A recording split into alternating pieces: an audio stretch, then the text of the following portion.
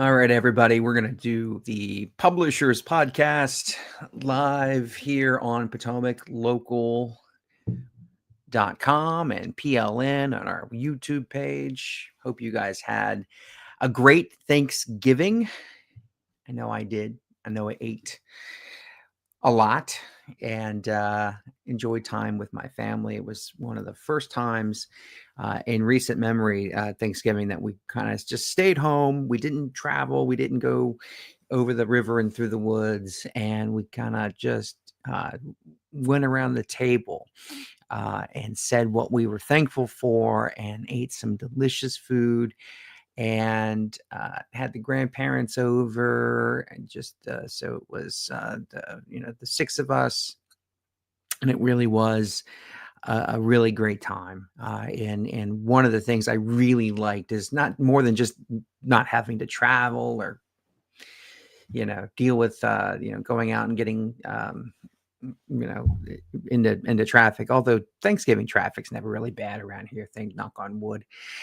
Was just actually just being able to sit at our dining room table and have a place to sit and be together, and we don't do that enough. And of course, when we go when we visit other places on the holidays, it could be hectic. It could be upwards of 30 plus people and buffet style and standing in a corner and eating your Thanksgiving dinner. And I really just enjoyed having time with being together with our family and doing all the fun stuff that you do on Thanksgiving. I got to give a shout out. I've got to give a shout out to Wegmans in Fredericksburg, where I found myself Thanksgiving morning. Set the stage here. This was the first year that we were going to make a turkey.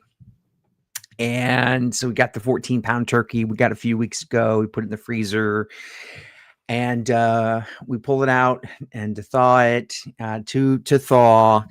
And again, not having done enough homework, not having researched and prepped enough, and it being the first time we had ever had the turkey. We were going to do the turkey on our end. We were going to it turns out that you're not supposed to thaw the turkey for more than 2 hours at room temperature, and ours had been out for significantly longer. And so here we are at like midnight, and I had put it, it was not still out at midnight when I was thawing it, but I was just kind of wondering, like, did we do the right thing? Did we do what we were supposed to do here and thaw by the rules and everything? And so he plugged it into good old ChatGPT and says, no, you didn't. Matter of fact, you should probably get rid of the bird, because it was not supposed to be out for more than 2 hours at room temperature. And if you do leave poultry out for longer than that, it will develop bacteria that the cooking process will not kill. And so we were like, oh my gosh, that really stinks. So what do we do? And so we consulted with mother-in-law, and she's like, call my mom. And I'm like, okay, do that. And of course, my mother-in-law, who's always there to give advice, I do appreciate that about her. And she said, she's like, I'll leave it up to you, whether or not you want to risk it. And so we decided we didn't. So that's where Wegmans came in. So at 11 o'clock and about 10:30 yesterday morning, I drove down from our house to Wegmans in Fredericksburg. And lo and behold, right there in the meat section is you have your choice of pre-sliced turkey for $20. That's what I picked up. Came with gravy. We didn't try the gravy, but we made our own gravy. But the turkey was good. Thank you, Wegmans, for having that ready for guys like me who are first-time turkey cookers, if you will. It was a godsend. So thank you. And also, Wegmans had a fully cooked turkey that you could pick up for $65. Believe me, Wegmans knows what they've got. for that price point. But we didn't do that whole route. We got enough turkey, gave about 14, 15 slices of turkey breast, and that was all we needed to have a wonderful Thanksgiving dinner. And of course, we went home, made all the sides. So shout out to my wife who made some great mashed potatoes with some Gouda, good cheese in it. And our casseroles were great, fantastic. So my wife made a great dinner. We all enjoyed it. So maybe we'll try the turkey for Christmas. Maybe we'll, because I like to grill. I like to go out, I like to cook meat and do that sort of thing. So maybe we'll try it for Christmas. I did pull up some good recipes. I was actually more focused on finding the right recipe and worrying about how I'm going to, season the turkey, baste the turkey, that sort of thing. And I really obviously should have been looking about how to properly, thaw the frozen turkey, which we'll do now 3 days prior to in the refrigerator, depending upon the weight. So, if we get another 14-pound turkey, we'll definitely pull it 3 days prior to, put it in that fridge and let it deflaw in the fridge this time. So that was good. Thank you, Wegmans, for having that ready for us. So we're going to head over to the website now and see what we've got. We're working on today. We'll start today with a poll. We want to know, it is Black Friday. It is traditionally the busiest, shopping day of the year, puts the retailers back in the black, as it were. And we want to know in today's poll, did you leave early to find Black Friday deals? So head over to our poll at PotomacLocal.com and vote. I'll also put a link to this poll into our YouTube community. Let me pull that up here and do that. So keep sharing that here. I'll put a link to the poll in the YouTube community as well, so you can vote there. But right now, it looks like I'm going to refresh here and see we've got one vote in here. And the poll's been up for a few hours, so everyone must be out shopping. No one must be reading my poll right now. Everybody must be out shopping. But let us know, because Black Friday, I don't know. I go back to the 90s, when I was a kid, and you see all this buzz about Black Friday and how, it was just this exciting thing. And then fast forward to, the mid-aughts, when I started reporting, and, my editor would send me out to Potomac Mills when it would open at midnight on Thanksgiving night. And then, at 2 a.m. and 3 a.m, I would find myself at Target stores and so it was this big thing. And I haven't done that in a long time. And namely because those stores aren't doing that anymore. We're not seeing these midnight openings. We're not really seeing people line up outside of stores anymore. And so the spectacle for us in the local news business is not there anymore like it used to be. And so, Walmart closes on Thanksgiving Day, whereas they used to stay open. And then, they would set their stuff out, their Black Friday specials, they'd set out in bins. And you could see them as you walked around the store, but you couldn't touch them because they were all wrapped in plastic. But all of that seems nuts. Just thinking back on it seems nuts, but it seems that it's just not as big as it used to be. So what were you doing this morning on Black Friday? Let us know. Do appreciate that.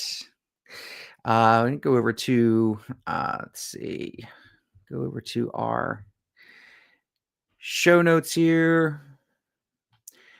All right. The first thing that I want to get into, really get into today is this river crossing here in between Stafford and Fredericksburg. And so what we have here is we have FAMPO, which is the Fredericksburg Area Metropolitan Planning Organization. Just before Thanksgiving, they approved a new western crossing, Rappahannock crossing, this past Monday. And what it is, it's a new, it's an agreement to study a corridor for a potential bridge across the Rappahannock River. And so where this bridge would put you out at, once it links Stafford County with Fredericksburg, you would get to the bridge from Route 17 in South Stafford, and you would go across the river, and it would put you out on Gordon Shelton Boulevard near the Fred Nats Stadium. And so the decision places the corridor into the region's long-range transportation plan, and moves the project toward the costly I believe it's like $25 million environmental review process. So, they call it option C. The preferred alternative identified in the study would create a new north-south connection running west of I-95. It would connect Stafford's western road network more directly to Fredericksburg. Regional planners say the corridor would reduce traffic on Route 3, Route 17, and portions of I-95 by giving commuters and emergency responders a new path across the river. And so the study places the planning level construction at $204 million. It's roughly what we're looking at to build the new bridge, $204 million. And so while this past Monday's vote does not authorize construction, it does clear the way, like I said, for that federal NEPA study. It's a National Environmental Policy Act. And that's going to be costly. It's estimated at $25 million to study this potential bridge that could be built to link Stafford County and Fredericksburg. So we've been covering this all year. This is a really interesting story. It's interesting. I mean, for me, this bridge is a no-brainer, right? I don't build it. I don't get the opposition to it. I don't understand why we have to be against this. What this is, as I just said, it relieves the pressure point on I-95, and it allows those of us who live in Stafford. I am one of those Staffordians that live in Stafford, and just yesterday, like, if this bridge were open, like I was saying earlier in the live stream, I went to Wegmans on Thanksgiving morning to get some last minute major last minute things, and I was like, man, wouldn't it be nice to have this bridge? Wouldn't it be nice just to not have to get on 95?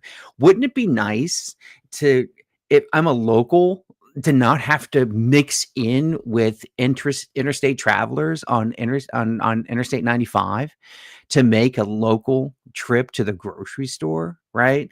I'm all for this. This is obviously my opinion here. You come here to the Publishers Podcast, you're going to hear the publisher's opinion. Is what this is, and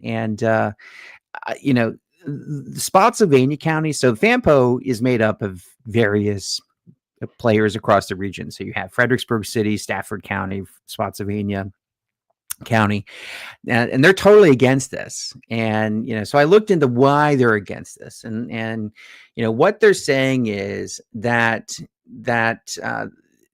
their concerns fall into several categories. First, they say that the current crossing is the wrong road in the wrong place, the wrong reasons, and it does not serve Spotsylvania's interest, nor has its support. Well, okay. We're not thinking regionally here. We're not thinking what's best for the region, what's best for everyone who lives in the greater Fredericksburg region. We're just kind of thinking about, again, our locality. What does that mean for Spotsylvania? What does that mean for us? And if we don't like it, we're going to take our cards and we're going to go home. Spotsylvania officials say that this new bridge is going to dump more traffic out onto areas like Fall Hill Avenue, Bragg Rd, and River Road. These are those roads just in the area around the baseball stadium where the bridge would eventually put traffic out. So they're arguing that the bridge will help Stafford and Fredericksburg, but not Spotsylvania. Well, yeah, I mean, it's going to help Stafford and Fredericksburg, but it's going to help Spotsylvania residents too. It's going to help anyone who uses Interstate 95 because it's going to take more cars off of Interstate 95. Period. The end. You know, I have covered FAMPO for a while, and we constantly hear from the traffic planners that there are few north-south links to get people where they're going other than I-95. We've got the east-west roads, right? We've got Route 3 in Fredericksburg and Spotsylvania and Stafford County, which is an east-west route that's a major road. I was just on it just right before Thanksgiving and sat for 20 minutes trying to go 2 or 3 stoplights, right? I mean, it's I can attest, it is heavily used. We've got Route 610, Garrisonville Road in North Stafford. Obviously that road north-south connector is east-west connector, I should say. Garrisonville Road's an east-west. Obviously that's a heavy corridor. We've seen improvements in Stafford on Courthouse Road, Virginia 630, right there at the diverging diamond interchange where they want to build the Buc-ee's, right? They've widened that road out. The interchange itself is 6 lanes, and the road now itself is 4. So we've seen some major improvement going on there, and so, but again, if you want to cross the river, if you want to get north, if you want to get south to Fredericksburg or north to Woodbridge, you pretty much have 2 options. You can get on 95, or you take Route 1 and sit in the traffic lights on Route 1, and depending upon how heavy traffic goes on 95, you may get there faster using Route 1, probably not. But I have to say that, yeah, sure. Is this bridge going to be built in Spotsylvania County? No, it's going to be built in Stafford and Fredericksburg City. But will it benefit everyone who lives in the region? Yeah, sure. Even if you're not using the bridge, you're going to see fewer cars on 95, or you're going to see more room freed up for cars that aren't going to Fredericksburg, aren't going to Stafford, aren't going to Spotsylvania. They're traveling through to Florida, from north. If they're going south, if they're going north, they're going to Maine, New York City, who knows? But it's going to free up capacity, and it's going to give drivers more options, and it's going to allow more businesses to blossom. And you have in that, on the Stafford side of the river, you have the Celebrate Virginia complex there, and there's housing there, and there's businesses there, and it's the warehousing there. You get on the other side of the river, it's an entertainment destination. You got the baseball stadium right there. I mean, how many people go to that baseball stadium every year? And not just for baseball games, but we're talking about events, concerts, where I don't know how many things I've covered there with the county school division, right? Just having an event there. The Chamber of Commerce has events there. This is a heavily traveled area, and to get where you're going, you got to, again, you just got to get on 95, hope it's not backed up, and go the long way around. Where this bridge, I think it's a no-brainer. So what does Spotsylvania want, right? So I looked into that too, and you just heard that beep there. Let me put my do not disturb on there. There you go. So what does Spotsylvania want? Essentially, they want a Western Beltway, right? They wanted Western outer connector. They essentially want. Let me pull this up here in my notes because I have this written down. They want a tolled crossing across the western part of the county that takes traffic out of the Fredericksburg area and puts it on an outer connector ring road. And man, does this idea go back to the 1990s, when there was major talk of building an outer connector road that started somewhere, I-95 South could have been and at the time they was talking about, in Stafford, maybe Route 17, when it was more rural than it is today. And there was a time they talked about putting it in Spotsylvania County where people could get on, this outer western bypass and, maybe connect with I-66 outside of Manassas, maybe eventually go around Washington, D.C., maybe up to Route 15 into Maryland. And so it looks like Spotsylvania County still wants that, and they want that option. And it's the reason why that a lot of people have opposed that Western Beltway is because what you're doing is when you build a road in the middle of nowhere, it inevitably it attracts development, and you can actually look at Buc-ee's in Stafford County for proof positive of that statement. When you build a new road, a new piece of infrastructure, it only attracts more interest in that area. Buc-ee's, this massive gas station, 100 pump gas station, wants to build on the corner of Courthouse Road and I-95 in Stafford County. And you have a lot of pushback from the neighbors who say, why do you want to build it here? This is Embry Mill. This is a really nice neighborhood. When we bought it in Embry Mill, we didn't expect to have this type of development. We didn't, no one ever told us we'd be living next to a Buc-ee's. And one might wonder, if we're a Costco, would you still be as opposed? But nonetheless, it's the Texas-based Buc-ee's.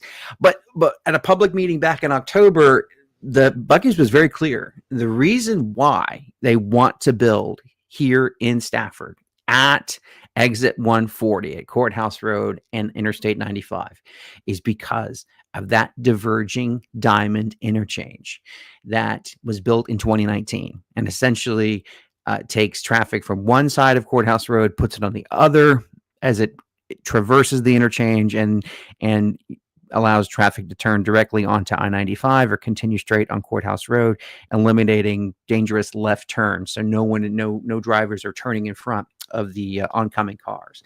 Yeah, Buc-ee's was real clear. That's why they want to build there. And they called it the most efficient form of the interchange, traffic movement, however, I forget what words they used. But that is proof positive that if you improve infrastructure, if you build something better or something that wasn't there before, it's only going to attract development. And so that was the reason why years ago, again, about 30 years now, that was the reason why they didn't want to build the outer beltway, outer connector, western bypass, whatever you want to call it, because it would have attracted that development and put more homes, more businesses out there. And so yeah, they're opposed to it. I think that you've got an urban area, you've got a lot of people who live in Fredericksburg, Stafford County, and in this region, Spotsylvania included. And this is a close-in fix. You're not building where roads don't exist. You're only improving the roads. And the other thing too is we've been so reliant on I-95, and the idea for years has been move here, live here, shop here on nights and weekends, do your little local trips on the side roads. But then when it's time to go to work and make your money, if you're not in this day and age, if you're not teleworking or, remote, get on 95, go to DC, make your money, and then come back home. Right. 95 is the road, and we're just going to rely on that. And I think that notion's got to change. I mean, there's no signs of slowing. Population is growing here, and there's no signs of population slowdown. And so what you've got to do is you've got to find ways to keep people moving and keep businesses, traffic flowing and businesses thriving, and all the other things, kids getting to school on time, and just making sure that people can move about where they need to go. And this it's almost like infill development, right? You kind of have all these neighborhoods that are developed on the north side of the river, on the south side of the river, and just connecting the two. It's kind of a no-brainer. So we'll be continuing to cover this, and we'll keep a watch on it, see how it goes. But I really, I really like the idea of this Rappahannock crossing here. Good stuff. Good story. All right. So now let's turn our attention over to a new bill that aims to ban police face coverings, open officers to lawsuits, and rise in ICE activity. So this was reported by 13 News Now in Hampton Roads. We got the story, got a link on our website, PotomacLocal.com. And so a newly introduced bill for Virginia's 2026 legislative session beginning in January would prohibit most law enforcement officers from wearing facial coverings while performing official duties, a measure aimed at increasing transparency and accountability at a time when public attention on law enforcement practices and identities has grown. The bill, filed on November 20th by Delegate Michael Jones, applies to state and federal law enforcement officers operating in Virginia. It defines facial covering broadly and includes opaque masks, balaclavas, tactical masks, gaiters, ski masks, or any item concealing a substantial portion of a face. Under the bill, officers would generally be barred from wearing such coverings while on duty unless the covering fits one of several narrowly defined exceptions. So, and the exceptions are N95 or surgical masks for disease prevention. There's your throwback to 2020 when all the police officers were mandated to wear the masks while they were outside in the open air. They dutifully wore their masks because they were told by their rank and their command staff to do so.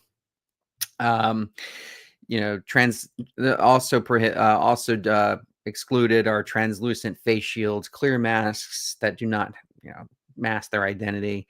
Equipment for underwater operations. That's good. They're still going to be allowed to wear masks underwater if they're diving. How nice of them. Protective eyewear against retinal weapons such as lasers or face covers used by officers assigned to tactical weapons units like SWAT while on official tactical duties. So, I pulled this one because the legislative session is coming up and we have heard so much about qualified immunity. And essentially, there's a lot of fear in the law enforcement community that their qualified immunity may go away under this incoming government, which will be led by Abigail Spanberger, who overwhelmingly won in November's election. And so the Democrats will hold the governor's mansion, as well as both chambers of the General Assembly, both the House and the Senate. And so what we did is I dived into how this bill, I ran the bill and looked at it and how it could be a threat to qualified immunity. Essentially, this bill creates a direct personal lawsuit against a police officer. Any person injured, and the bill states, this is right from the bill, any person injured as a result of the tortious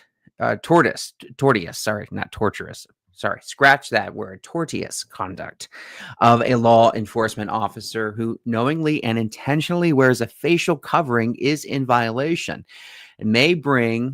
Person may bring a civil cause of action against such law enforcement officer for actual damages or $10,000, whichever is greater, including reasonable attorney fees and costs. So here's the breakdown. It is against the officer personally, not just the agency the officer works for. And it applies to the tortious conduct, excessive force, assault, battery, false imprisonment, just to name a few, that occurs while the officer is knowingly and intentionally violating the face covering rule. The plaintiff doesn't need the officer to be charged or convicted of the masking violation, whether or not such a law enforcement officer has been charged with or convicted of the alleged violation. That's right from the text of the bill. So that's a targeted carve out where the officer is much more exposed to civil liability than normal. And so the bill also goes on to say, except as are otherwise provided, sovereign immunity and any limitations on liability or damages should not apply to an action brought pursuant to this section. So in Virginia, sovereign immunity and various official immunity doctrines function similarly to qualified immunity. And what that is they shield officers and governments from certain civil claims or limit damages. So essentially, if you're a police officer and you go out and help somebody and something goes wrong, but yet you were trying to help them in an official capacity, under qualified immunity, that person cannot sue the police officer, because at the end of the day, they were just doing their job. They were trying to help that person. And so again, when I go back and said that there's been a lot of buzz over the past few years about qualified immunity, if that goes away and officers are on the hook for, for anybody really that they interact with, someone wants to file a personal lawsuit against that officer, and hold them accountable for $10,000 for every action that someone says they don't like or they deemed harmful. Just one has to wonder, how quickly will we see the number of people applying to become police officers in Virginia drop? And how hard has it been since 2020, during the defund the police era? Have these departments and agencies worked to hire qualified candidates to come and be police officers? There has been a major push across not just Virginia, but across the country since 2020 to get more qualified police officers to come and work. And prior to that, it was very, very difficult to get. Prior to 2020, it was very difficult to get candidates that actually, it was not very difficult to get candidates. I should say it was very difficult to become a police officer because there were so few open positions. You needed college degrees, you needed, certificates and so on and so forth. Just to be considered, the pool of applicants was so big. And so things have shifted. And so now with this, this particular bill here, it strips sovereign immunity for this type of lawsuit, and it also knocks out any limitations on liability or damages. So this narrow context of illegal face covering and tortious conduct, the officer can't rely on the usual immunity shield under state law.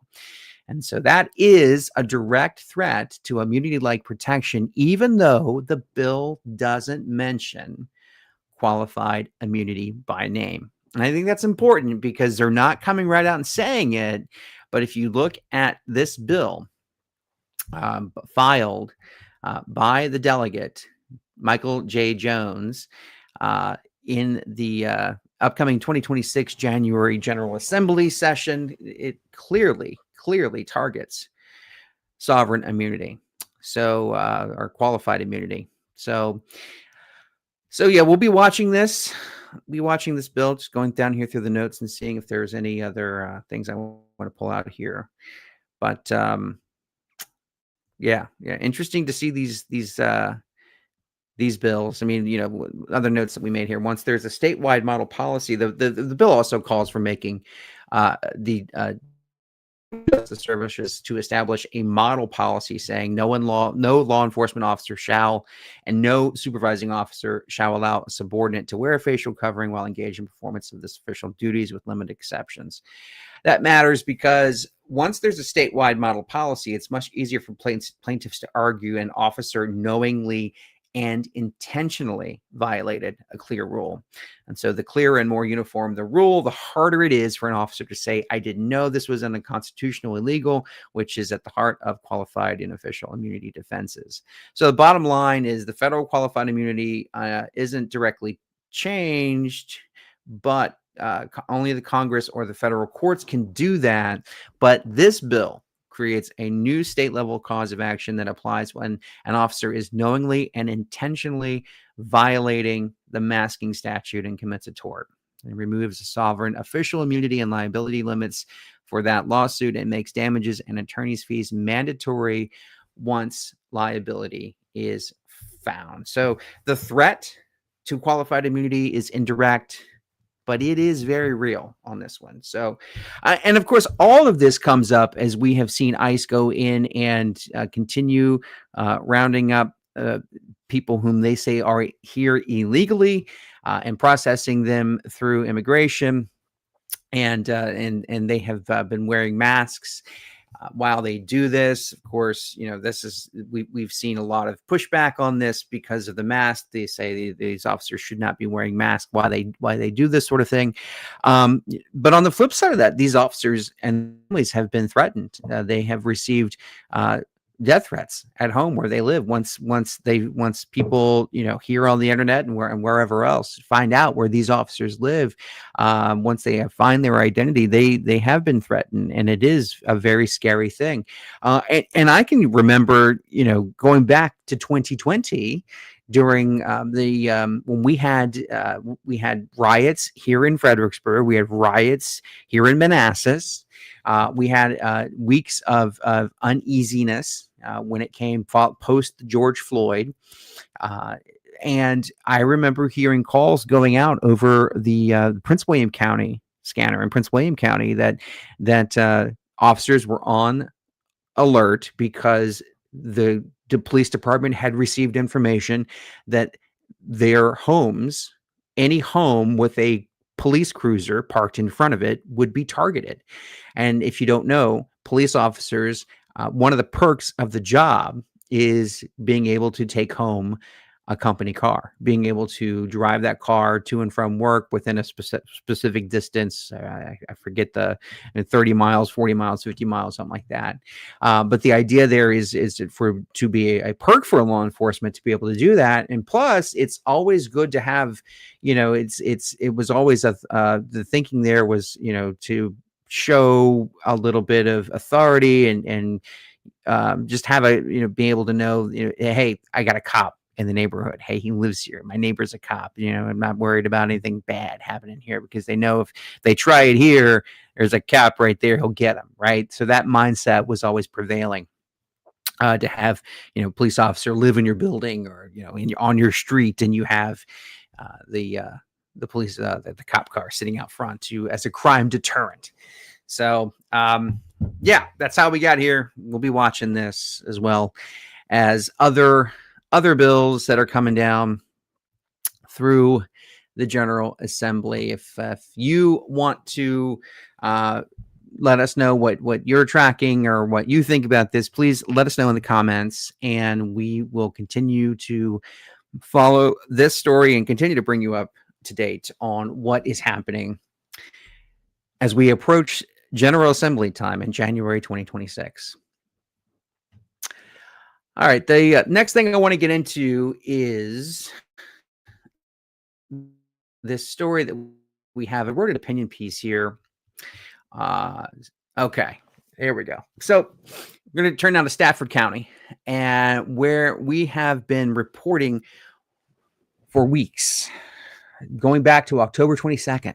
It is for about a month now, because today is November 28th is when I'm doing this live stream here. And we've been reporting on this issue about accountability, about why public officials vote the way they do, how they vote, and how they explain their votes, and why, if they don't, why don't they, and why are we being told we can't have, as members of press and the public, direct access to the public officials in Stafford County. So early, just before Thanksgiving, I put out this opinion piece. And I'll just go ahead and read that for us here. Opinion: gatekeeping is Stafford County's new weapon against accountability. So Stafford County's emerging practice of routing media questions for elected officials through government staff is not just a change in communication strategy. It is a direct threat to transparency. It creates a wall between residents and the representatives, insulating leaders from their basic accountability and weakening democratic norms that have made local government work. This gatekeeping did not appear in a vacuum. It followed weeks of questions surrounding Garrisonville District Supervisor Dr. Pamela Young, who has who abstained from major data center vote on October 22nd without offering any explanation. Residents spent hours speaking at that meeting. The standards were described as some of the strongest in Virginia, and every supervisor present voted for or against them, except Young, who opted out and has never said why. After more than a year of declining interview requests, Potomac Local approached Young at a ribbon cutting earlier this month, a perfectly normal practice in local journalism and civic life. We asked two reasonable questions any voter would expect their news reporter to ask. Why did she abstain from such a critical vote? And why did her campaign mailer claim she had secured a new movie theater for the Garrison when the developer publicly said no contract exists? Instead of answering, Young accused us of harassing her, told us to make an appointment, and walked away. At the Board of Supervisors meeting November 18th, she escalated further. Young said reporters should not approach her at public events, should not put mics in my face, should not follow me to my car. She claimed such interactions are dangerous and could lead to someone getting hurt. This is not how representative government works. Asking elected officials questions is not dangerous. It is essential. It is how the public learns what its leaders are doing and why. To characterize normal press inquiries as physical threats is to invert reality.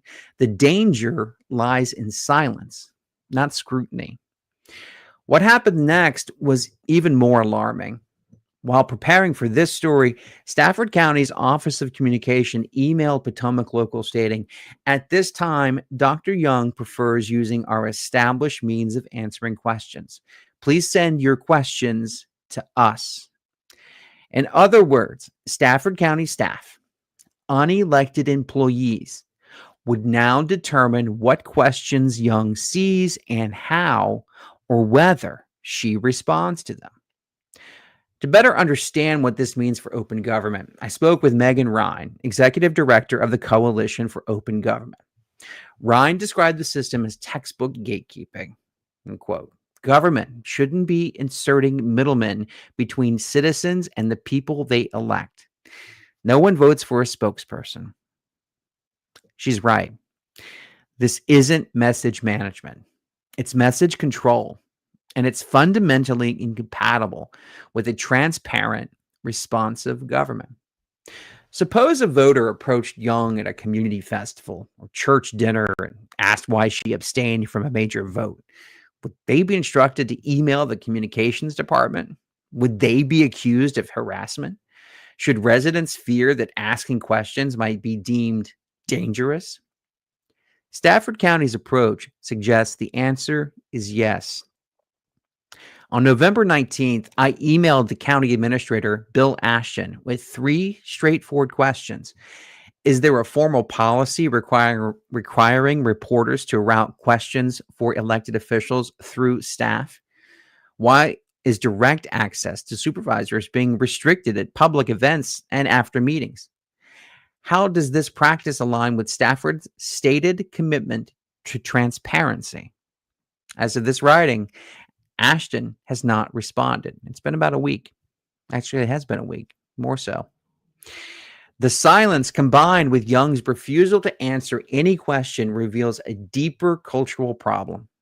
As Ryan told me, many transparency failures aren't rooted in the law, but in a government's desire to control information. FOIA requests are often misused to delay or avoid giving simple answers.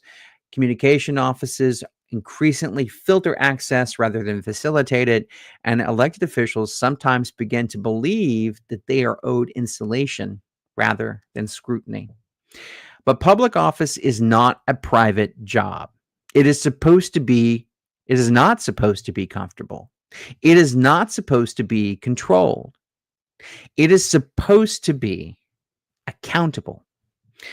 Supervisor Young has one job above all others: to vote on policy and explain her decisions.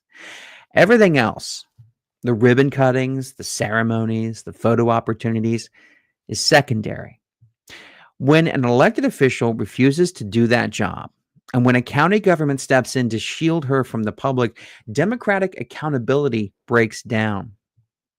Stafford residents deserve transparency and answers and access to the people they elected. Potomac Local News will continue to ask questions, even if the county insists they be filtered, delayed, or ignored, because accountability is not dangerous. Gatekeeping is. That's our editorial that we wrote, published on the web, on our website, potomaclocal.com. We'll continue to follow this story and press answers for why elected officials do what they do and seek comment from them directly. We believe here at Potomac Local that's our job as the press to get answers directly from elected leaders, not from spokespeople, paid, hired spokespeople who are hired to filter out information and to play middleman and be good between the elected officials. So we have a meeting coming up. Pull up my take this off here. We have a meeting coming up, and we'll go over the Stafford County Board of Supervisors meeting next few days, preview what's going on. The meeting is on the 2nd of December, which is coming up. It's another day we're actually watching for more potential bad weather coming in. I think we might see our first instance of snow. We'll see if we get an inch of snow on Tuesday. Some of the models are showing that, and we'll be back on here talking about that. And when weather becomes the story, we always like to talk about the weather, but we always like to see snow. So we'll be asking for your snow pictures and snow, your snow reports and things of what you're doing. If we get a snow day, we want to see what everybody's having, how you're spending your snow day. If we get there, right? If we do that, we'll do that. But more importantly, we'll be talking about what's coming up in the county board meetings within the next week. So that's it for now. We're going to get out of here. Hope you had a wonderful, wonderful Thanksgiving. Thank you for joining us today on the Publishers Podcast live here on PLN. Please like and subscribe to our YouTube channel. We are trying to reach 1,000 subscribers. We've been on YouTube since 2011. It's 2025, almost 2026, and so now we are trying to grow it the way a YouTube channel should be grown. And so we'll continue to talk to you directly and share the news with you the same way we have always done for the past 15 years on PotomacLocal.com. Have a great day.